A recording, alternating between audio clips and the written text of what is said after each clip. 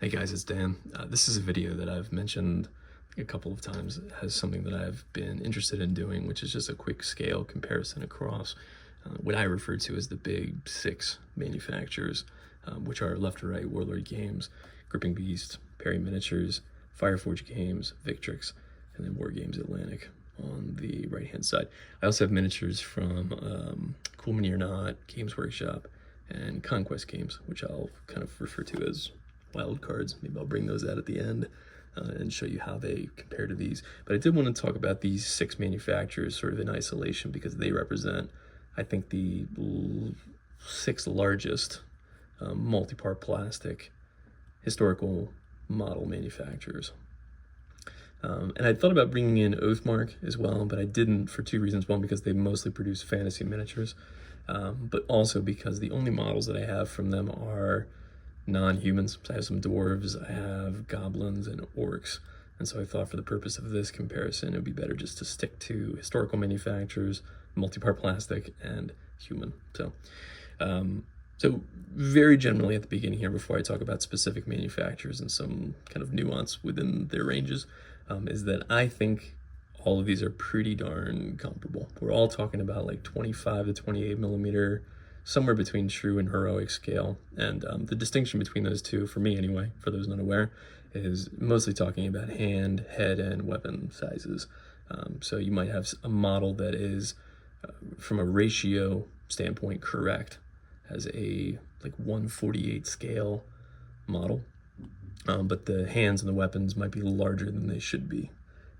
And so if that's the case, I would call that heroic scale. If they're like a perfect match in terms of scale, I would call that true scale. But otherwise, I really generally feel that these six manufacturers all can blend together pretty well, and to the point that I'm so convinced of that that's sort of the foundation of my collection, which is why I have kits from all of these manufacturers, because I have like mercenary themed armies from just about every era that you can think of, which is what you've kind of got in front of you here.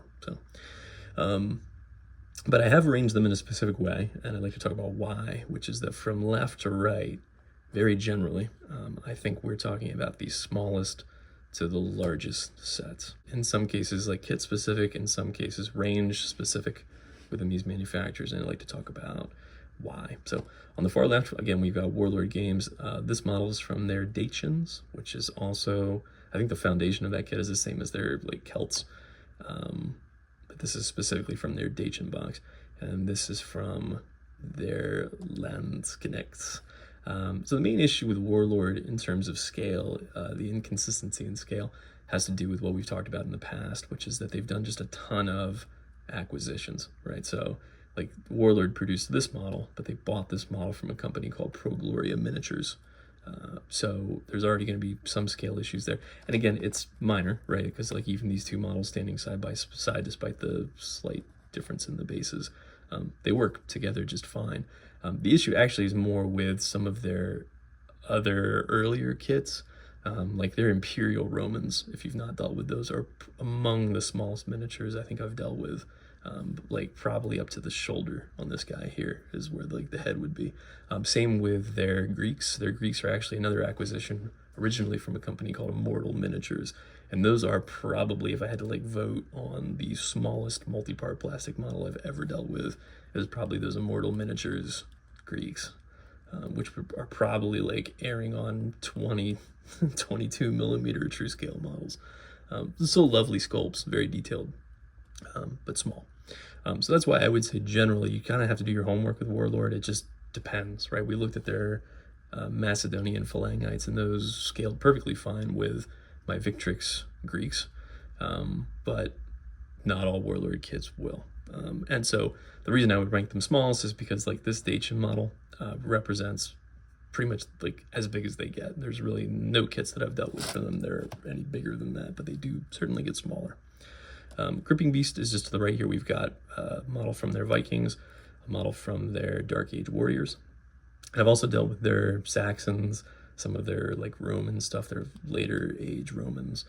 And Gripping Beast is on the small side as well. I'd say they're very comparable to like this scale Warlord miniature. You can even see that just the way that they're standing there together. One thing the Gripping Beast does have going for them, though, is I've dealt with like maybe 6 kits from Gripping Beast, and they're very consistent, unlike Warlord, where it just depends. Gripping Beast, I really feel like you can pick up pretty much any Gripping Beast kit, and it's going to blend just fine with another Gripping Beast kit. So I would call them like somewhere in the smack on 25mm true scale. So love Gripping Beast again for that consistency. In the middle here, we've got Perry Miniatures. And on the left, it's from their Agincourt line with a little bit of conversion work there. The head is a Victrix head. And the model on the right is from their War of the Roses line. And Perry Miniatures, you can see again, like the height is about correct. The main issue, if you want to call it an issue, is that they're very true scale. They're like War of the Roses stuff. If you were ever trying to blend in to like an Empire army, would be noticeably small. They're gonna look like little like rapiers, their swords in their hands, compared to like an Empire model. But they're beautifully sculpted models. The only other like weird quirk in terms of scale is that I've noticed that their Agincourt line is larger. I would still call them true scale, but larger than their War of the Roses stuff. And you can even see that here. There's these 2 models standing. This one's a little bit hunched over, but you can see that like the neck joint here on this model, if I'm not covering up with my finger, comes up to like about the head level on the War of the Roses guy. I have no issue with that. Like I've got no problem with variances in height of miniatures, and I have no issue like blending them together as a result, but it's just something to be aware of.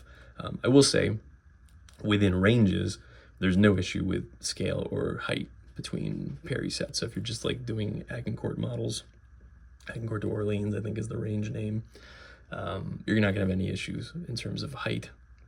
Same thing if you're just sticking with like the War of the Roses stuff, not gonna have any issue with height. It's only when you start blending ranges from Perry that you might have to like think about stuff.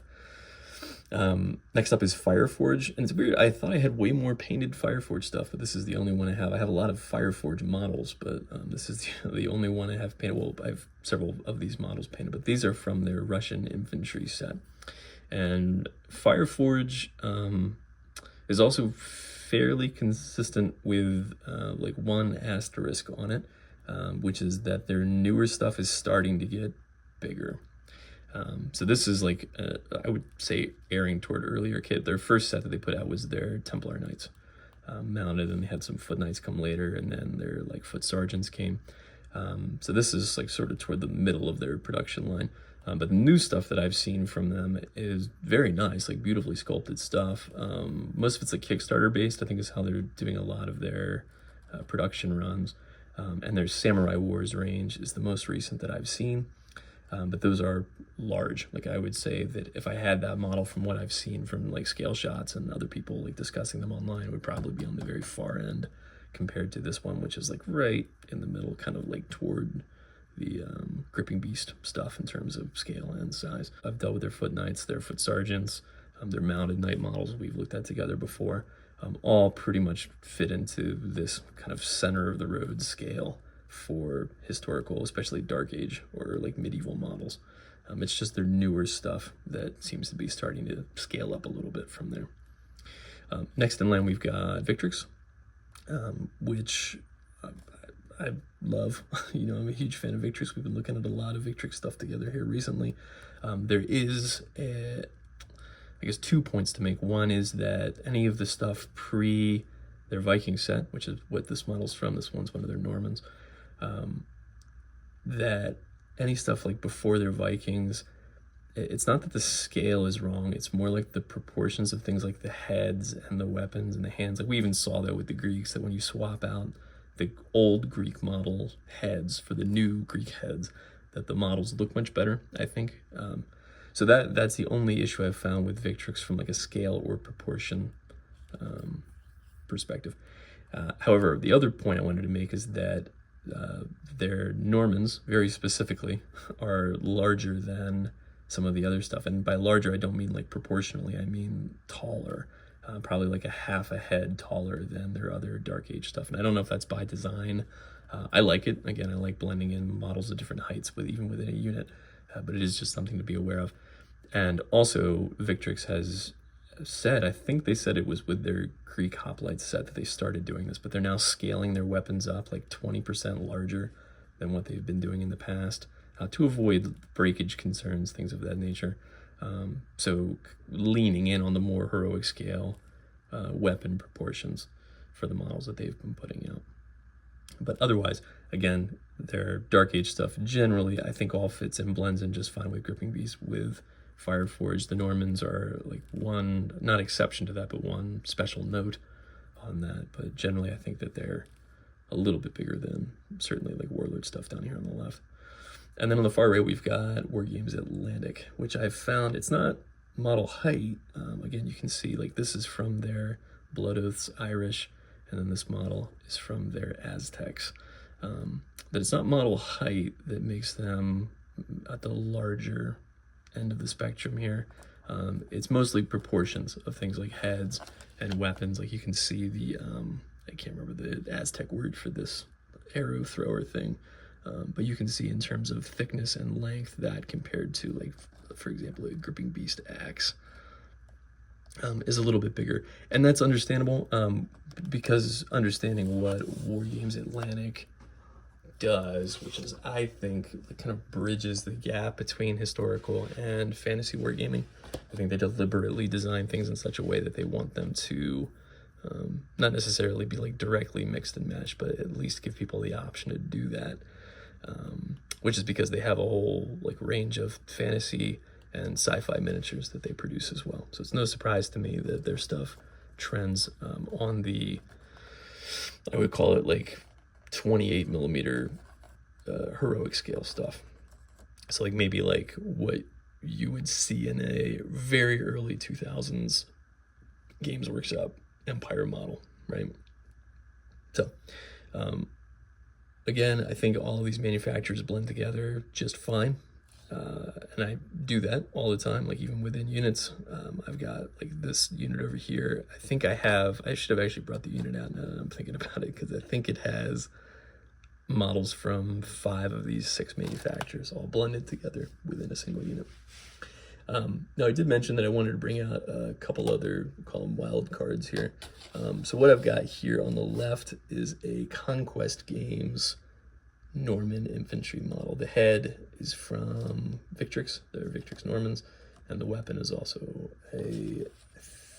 actually, you know what? That is also from the Norman set. Conquest is smaller. They don't have very many kits. They put out a Norman cavalry kit first. Norman infantry came next, and I want to say like Dark Age archers. And they might have put out some kits since then, but certainly not at the pace of some of these other manufacturers, and their range just isn't that big. It's all pretty much focused on Normans. And I think the models are fine. I just think we get better options now from certainly companies like Victrix has a Norman infantry set that's much more diverse than the Conquest Games variant. But again, not really here to review Conquest Games miniatures, just wanted to show you the scale. And you can see that I would say that they're mostly comparable with Gripping Beast stuff in terms of like where they fit on the spectrum. Song of Ice and Fire models, I have a couple that I've picked up. You can find them online for like super cheap. I get them on eBay for like $1 or $2 US. And I think they make cool unit champions. But you can see they're huge compared to, like, here's a good example, which is that this is, again, Perry War of the Roses model. These two models are actually in the same unit, but this one is a unit champion. And you can see this guy is like still a full half a head taller than the one on the left, the Perry model, and he is like fully crouching down, rushing forward. So I think that they make great hero models if you're mixing them in with your historical miniature ranges. But as a standalone unit of like Song and Ice and Fire models mixed in with maybe like Perry models, they're gonna look big, they're beefy. Same thing here, like if I'm comparing this one, which is like a House Stark Berserker or something like that, with a Victrix Viking, you can see that this guy is just gigantic by comparison. And maybe that's what you're looking for. Maybe you're looking for just like a big burly dude. And that's, again, what I did specifically. I have a unit of like Welsh Rangers, Dark Age. And that's what I did, is I blended this in. The head is actually a Victrix Norman head. Back to my point about their Normans being larger, that this head, I guess, is a little bit small for the body. But I thought it worked well enough when blending it in. So that's Song of Ice and Fire models. Again, the takeaway from that is if you're planning on using them with your historical ranges, they're probably going to need to be like characters, something like that. And then finally, let's talk about Games Workshop, because Games Workshop talk about inconsistency of scale here. In fact, I keep shuffling these around, but this is where I want them to be. Yeah, so Games Workshop scale is crazy, which is not to say that big is bad. It's not my personal taste, but these are actually, I would say, like on the smaller end of Games Workshop scale. This is Gandalf from the Lord of the Rings range. And the reason I brought him out is because I actually think the Lord of the Rings range blends pretty well with all of these historical manufacturers. And you can see that evidenced by, really like any of these guys here. Back to my point, like these we know are 25mm true scale, sculpted by the Perry brothers in the early 2000s.